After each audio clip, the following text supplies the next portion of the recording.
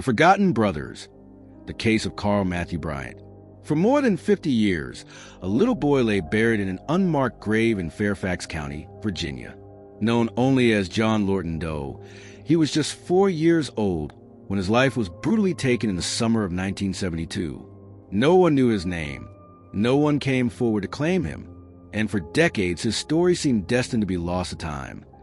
But in 2024, through the power of modern DNA technology and the persistence of cold case investigators, the boy finally got his name back, Carl Matthew Bryant. And with that name came not just answers, but new questions, because Carl had a baby brother.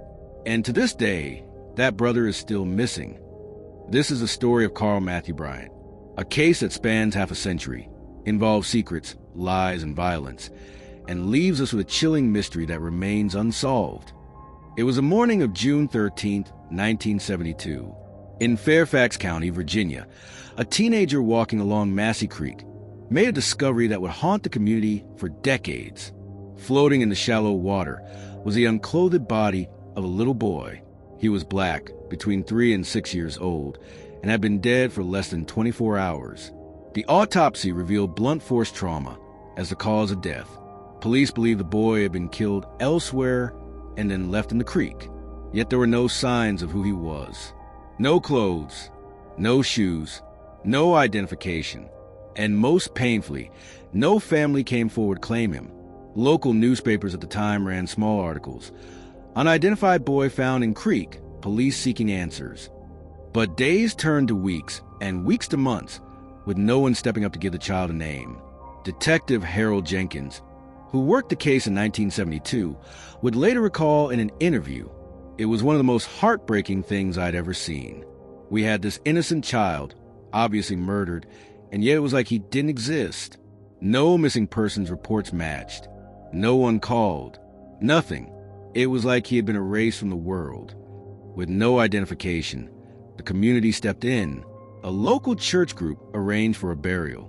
They gave him a temporary name, Charles Lee Charlotte. They didn't want him to be laid to rest as a John Doe, but even that name would eventually be lost.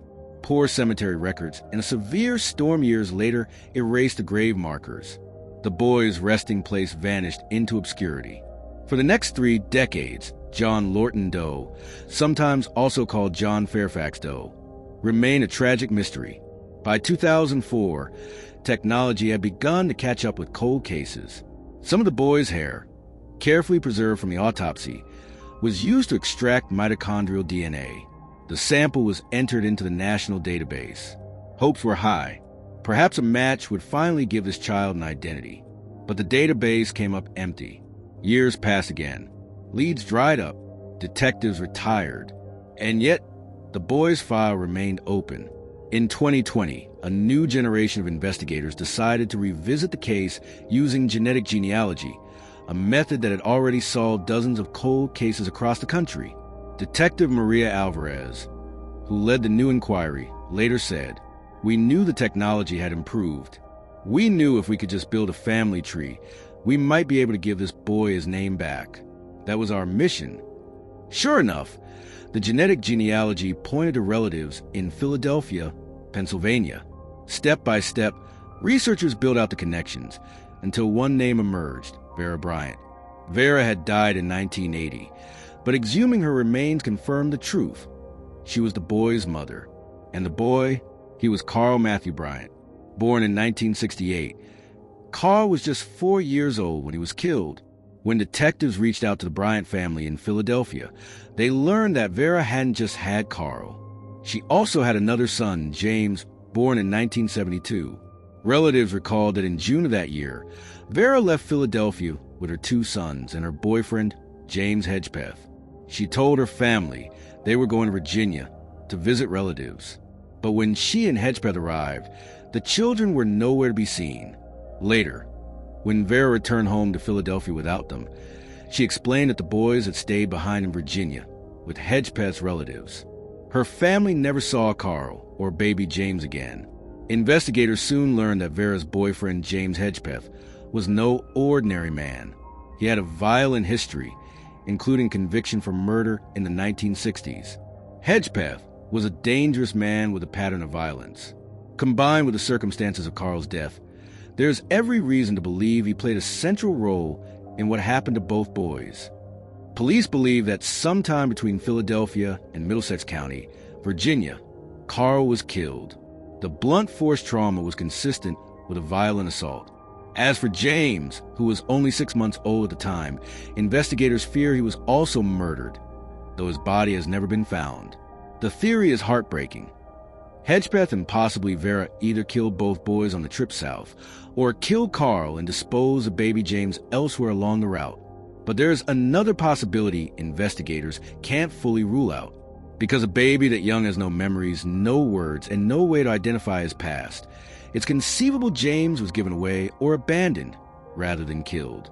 Still, law enforcement leans toward the darker conclusion that both boys were victims. Vera Bryant died in 1980, taking her secrets with her. Hedgepeth has also since died, escaping justice forever. That leaves investigators with only fragments, DNA, family recollections, and a child's body buried without a name. But with Carl's identification, the Bryant family finally had at least part of the truth. Family member Denise Walker told reporters, "For years, we thought maybe Vera had just moved on. Maybe the boys were somewhere else, alive. To know now what happened, it's devastating. But we're grateful Carl finally has his name back." Think about it. For over 50 years, Carl Bryant was just a nameless child in a case file, buried in a lost grave, forgotten by all but a handful of investigators. He was 4 years old, just old enough to laugh, to play, to run down a sidewalk, old enough to be someone's whole world. And yet his life ended in violence, and the world moved on without knowing who he was. Now, thanks to genetic genealogy, we can finally say his name, Carl Matthew Bryant. But even as that truth emerges, the shadow of his brother James lingers. Is James somewhere out there, alive, never knowing who he truly is? Or is he buried along a forgotten road between Philadelphia and Virginia? His story waiting to be discovered? Detectives have vowed not to stop. In recent press briefings, Fairfax County authorities have asked for anyone who knew Vera Bryant or James Hedgepeth in the early 1970s to come forward. They are especially interested in people who lived along the travel routes between Philadelphia and Middlesex County, Virginia. Lead investigator Maria Alvarez stated, "We believe someone out there knows something. Maybe it's a memory of seeing Vera with her children. Maybe it's a comment Hedgepeth made. Even the smallest detail could help us find James." Meanwhile, plans are underway to place a memorial bench in Fairfax County near where Carl was buried. Though the exact grave is lost, the community wants to ensure his name and memory are never erased again. No jury will ever hear the case against James Hedgepeth. No courtroom will ever see Vera Bryant take the stand. Both are gone. But in the court of history, the story is clear. Carl was a victim of a violent act, almost certainly at the hands of the adults meant to protect him. And while his little brother James is yet to be found, law enforcement is confident that his story, too, will one day surface. Detective Alvarez closed her official case summary with words that echo through time. Carl Bryant lived only 4 years, but he mattered. His life was stolen, but his name has been restored. We owe it to him and to James to keep searching until the whole truth is known. Carl Matthew Bryant, 4 years old, taken too soon, and left without a name for more than half a century.